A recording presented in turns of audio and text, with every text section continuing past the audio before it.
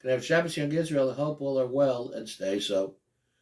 The psukim are describing the sin of the golden calf, the Chet Egel, explain that Moshe Rabbeinu, while still on the mountain, was informed by Hashem that Bnei Yisrael had erred, had committed a terrible, terrible avera.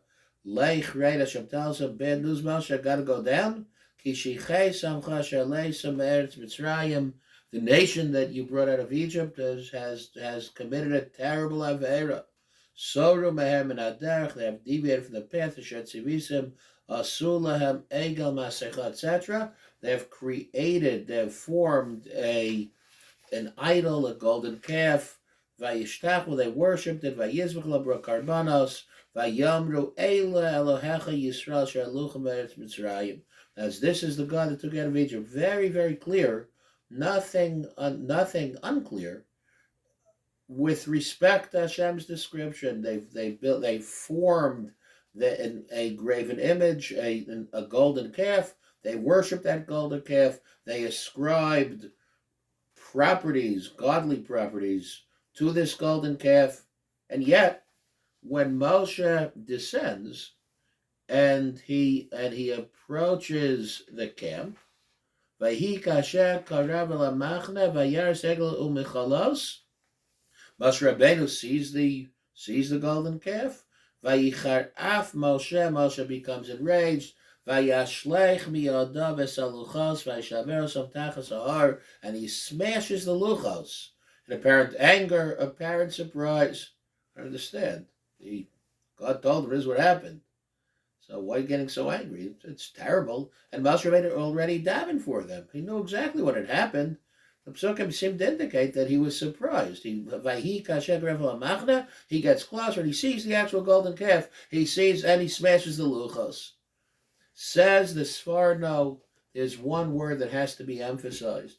Moshe knew about the calf. That God had conveyed very clearly while still on top of the mountain. Michalos, the circles, the dancing. Explains the Sforno. What stunned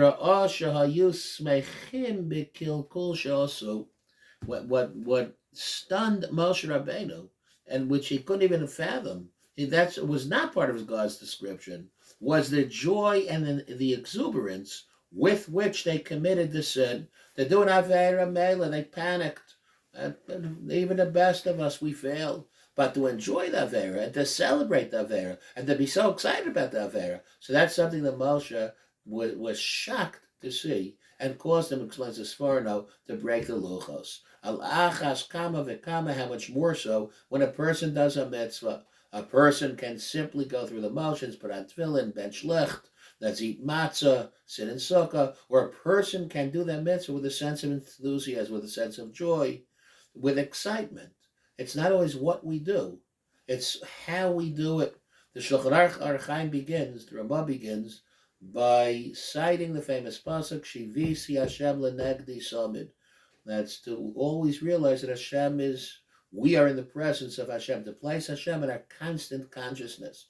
The Shulchan Aruch Chaim ends with another pasuk, a pasuk in Mishlei, V'tov lev mishtet tamid tmidim, that a person, not just Purim time, not just Purim Katan, not just Shushan Purim, a person is always supposed to be a positive and happy and joyous. The Shavisi Hashem Negli Samid, that's the beginning of Shulchan Aruch Chaim, and V'tav Leiv Meshta Tamid, that's the end, because a person who is constantly aware of HaKadosh Baruch Hu has the ability to be positive. A person, Shavisi Hashem Negli Samid, who places God before himself, before herself, has the ability to be happy, to be positive. At the same time, the positivity in return, the Tov Lev Mishnet Tamid, can be used to foster and enhance that Shavisi Hashem Negli Samid, that constant awareness of HaKadosh Baruch Hu, the way that we serve HaKadosh Baruch Hu,